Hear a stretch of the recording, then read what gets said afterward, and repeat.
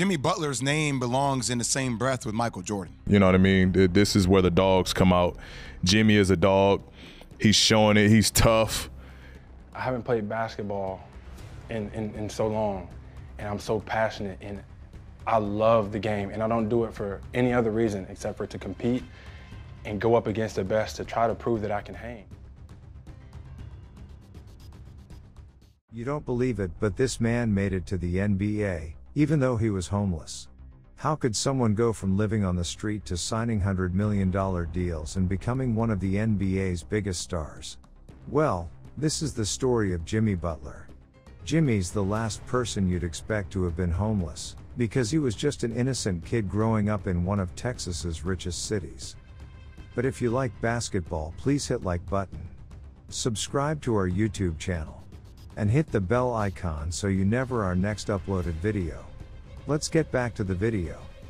At just 13 years old, his life came crashing down.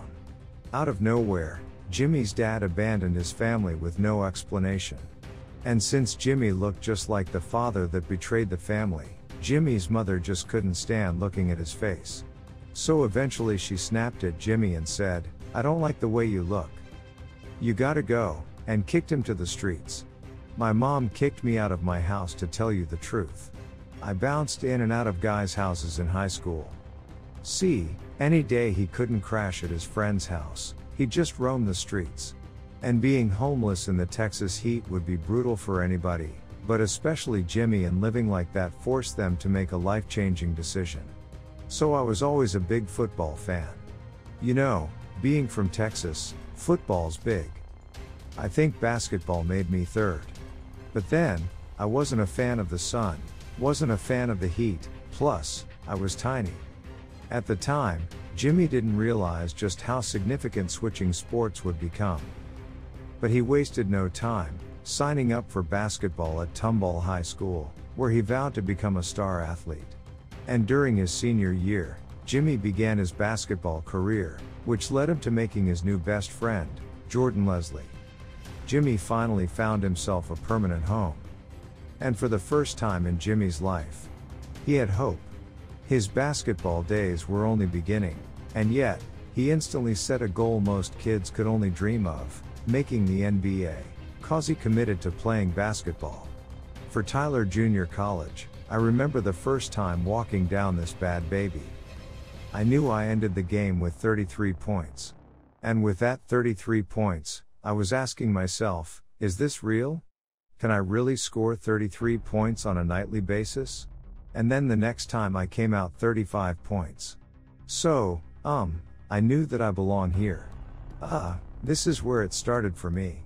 But see, Jimmy was only dominating players in junior college, and doing things at that level meant little to nothing. Jimmy knew if he wanted to accomplish his NBA dreams, he had to step up his game and be recruited to a top-ranked university. Jimmy realized his goals were even harder than he imagined. 'Cause Jimmy already had a star teammate who was attracting scouts for himself. So with Jimmy knowing he had to compete with his own teammate for the spotlight, he began doubting he'd ever go pro. And I was like, man, can I really compete with the best of these guys? You know, if you pass the ball, you might not get the ball. Like everybody trying to get to the next level. Jimmy knew that with so much competition on the team, he already couldn't afford making a single mistake. Especially since his star teammate, who was already committed to Marquette University, was bringing in attention from coaches. And Jimmy knew Marquette's assistant coach, Buzz Williams.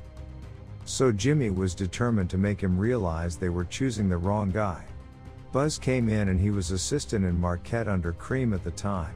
And he comes up to me and he is like, you know what, even though Buzz wanted Jimmy to come to Marquette, everything had to fall into place. And one day out of nowhere, Jimmy's phone rang. I'm the first person he calls, without even visiting. I went to Marquette. It was official, Jimmy accomplished his first goal and was now heading to the University of Marquette. But this was just a small step in the right direction. Jimmy knew the competition here was fierce. The stakes were higher. And if he wanted to elevate to the next level, he couldn't be average. But even though Jimmy wanted to make the NBA, so did all of his new teammates. And the guy starting in front of him was already a star player on the NBA's radar, which led Jimmy to the biggest obstacle of his life. He had to think fast. At the time, Marquette's starting guard was Wesley Matthews. And considering Wesley was an NBA prospect, Jimmy felt there was no way he could be better than Wesley, and began feeling his NBA dream slipping away. But see, Jimmy wasn't recruited to Marquette for no reason.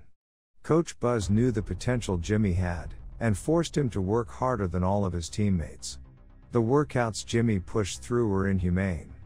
But secretly, this was all a part of Coach Buzz's master plan to get Jimmy to the big league. But ironically, all that extra work nearly made Jimmy quit basketball. "I'm still a kid." He wanted to go home because I was extremely difficult in coaching him because I thought that he could evolve into being a guy towards the end of the year that could help us. Every single day, Jimmy was pushed to take his game to a whole new level, until, later that year, Wesley made his way into the NBA, leaving Marquette with an open starting spot. Everybody at Marquette knew Jimmy was doing everything he could to become their next leader. And now, they blessed him with the opportunity. But even though his hard work finally paid off, deep down, Jimmy wasn't confident he could be the next Wesley Matthews. At the time, not a single NBA team even acknowledged Jimmy. So he only had 1 year to raise his draft stock, otherwise his dream would be over. And right on cue, that's when Wesley came back around and gave Jimmy some life-changing advice. Right after Jimmy was convinced he could make the NBA, he knew it was now or never. That season, he came out with a chip on his shoulder, hitting game-winning shots and putting up over 15 points a night. Jimmy even carried Marquette during March Madness, winning back-to-back games. But still, no matter what he accomplished, his goal was to go pro. So after his 2011 season, Jimmy took a leap of faith and declared for the NBA draft. But that's when things got scary. 'Cause everybody was finally gonna see if Jimmy's basketball career was over, or just beginning. The best of the best were here. All the country's top players from high school and college hoped their dreams were about to come true. So Jimmy knew we had competition, but he still had faith that eventually his name would be called. And one by one, the picks came in. The Cleveland Cavaliers select Kyrie Irving. The Charlotte Bobcats select Kemba Walker. The Golden State Warriors select Klay Thompson. The Indiana Pacers select Kawhi Leonard. As teams made their selections, Jimmy's name was never called. The Chicago Bulls select Jimmy Butler from Marquette University. Instantly.